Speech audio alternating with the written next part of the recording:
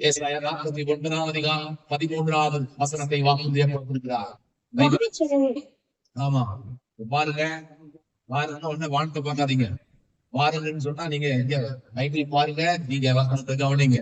பாருங்கன்னா வானங்களே சொன்னோன்னே பார்க்க சொன்னா வெளியே போய் பார்த்து வர வேண்டாம். ஓகே, வானங்களே எவ்விருந்து பாடுங்கள், பூமியே. அப்போ வானங்கள் யாரு இருக்காங்க? வானத்துல தேவதூதர்கள் இருக்காங்க இல்ல, கம்பீரமாய் பாடுறாங்க. ஓகே, பூமியே, பூமியில மனிதர்கள் இருக்கிறாங்க, எல்லாரும் மிருகங்கள் இருக்கிறது எல்லாமே களி கூறணும். ஓகே, பர்வதங்களே யார் சொல்றாரு? தக்கரை நம்புகிறவர்கள் என்றைக்கு வாசிக்காமல். சரி, ஓகே, பர்வதங்களே கம்பீரமாய் முழங்குங்கள், கம்பீரமாய் முழங்குங்கள். தம்முடைய ஜனத்துக்கு ஆறுதல் செய்தார். கர்த்தர் தம்முடைய ஜனத்துக்கு 2024ஆம் ஆண்டிலே ஆறுதல் செய்தார். முதல்ல செய்தியிலேயே ஆறுதல் செஞ்சுட்டார், ஆறுதல் நடத்திட்டார். ஓகே, ஆறுதல் நடத்திட்டீங்களா? கர்த்தர் தம்முடைய ஆறுதல் செய்தார். சிறுமைப்பட்டிருக்கிற தம்முடைய மேல் இரக்கமாய் இருப்பார். அல்லேலூயா.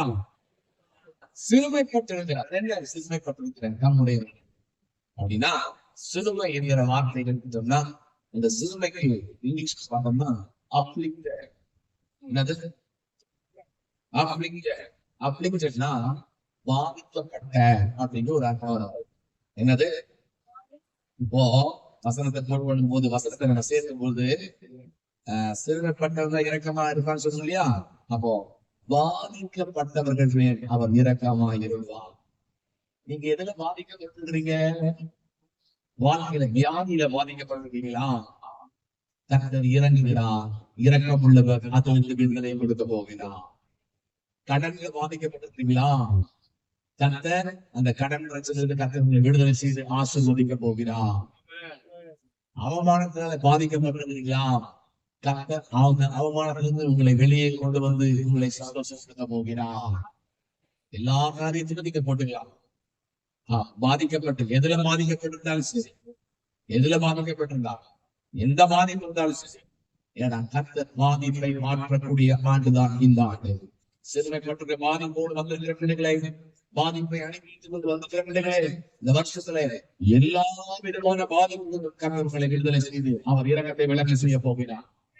விசுவாசம் ஆமென் சொல்லுங்களேன். நான் சொல்லலங்க, அவர் சொல்லிட்டாரு. சொன்னது நான் சொல்ல வேண்டிய என்னுடைய கடமை. விசுவாசித்து சோதனை வேண்டும் உங்களுடைய கடமை.